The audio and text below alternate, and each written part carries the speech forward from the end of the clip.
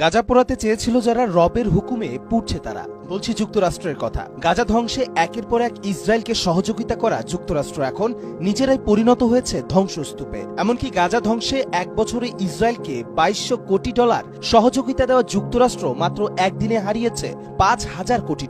এ যেন প্রকৃতির চরম প্রতিশোধ। আগুনের লেলিহান শিখায় জ্বলছে সবকিছু, চারপাশে সাইরেনের শব্দ, ধোঁয়ার অন্ধকার আকাশে চক্কর দিচ্ছে ফায়ার সার্ভিসের হেলিকপ্টার, ছুটে চলেছে লোকজন, সবার চেহারায় অজানা আতঙ্ক। কোথায় যাবেন জানেন না অনেকে।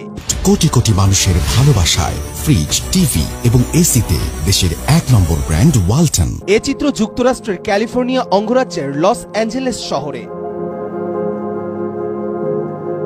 ইতিহাসের সবচেয়ে ভয়াবহ দাবানলে পুড়ছে শহরটি। ইতিহাসের পাতায় চোখ মিললে দেখা যায় আজকে যুক্তরাষ্ট্রের এই চিত্র এক বছর ধরে প্রতিনিয়তই দেখা মিলেছে গাজার শহরগুলোতে। আর এই চিত্র ফুটিয়ে তুলতে যেন ইসরায়েলকে সবসময় সহযোগিতা দিয়ে গেছে আগুনে পুড়তে থাকা এই যুক্তরাষ্ট্র। গাজা আগ্রাসন শুরুর পর থেকে গেল এক বছর ইসরায়েলকে $2200 কোটি সামরিক সহায়তা দিয়েছে যুক্তরাষ্ট্র। শুধু তাই নয়, 2024 সালের মাঝামাঝি পর্যন্ত যুক্তরাষ্ট্র থেকে প্রায় 50,000 টন অস্ত্র, গোলাবারুদ, বিস্ফোরক পাঠানো হয়েছে ইসরায়েলে। সেই সাথে ক্ষমতা ছেড়ে যাবার আগে ইসরায়েলকে $800 সহযোগিতার ঘোষণাও দিয়েছে জো বাইডেন।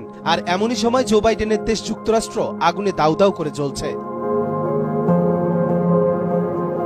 গাজার লাখ লাখ মানুষ যখন সব হারিয়ে পথে মানবেতর জীবনযাপন করছে, তখনই যুক্তরাষ্ট্রের হাজার হাজার মানুষ ঘরছাড়া হলো। ফিলিস্তিনি সমর্থকরা বলছেন গাজাবাসীর চিৎকার সৃষ্টিকর্তার আরশ পর্যন্ত পৌঁছে গেছে, আর তাই তো শাস্তিস্বরূপ যুক্তরাষ্ট্র এমন দাবানলের শিকার হয়েছে।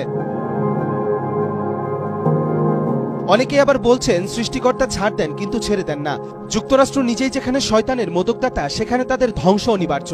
যুগে যুগে যারা অন্যায়ের পক্ষ নেবে তাদেরই পরিণতি যুক্তরাষ্ট্রের মতো এমনই হবে। কবির চৌধুরী, জয়, মাই টিভি।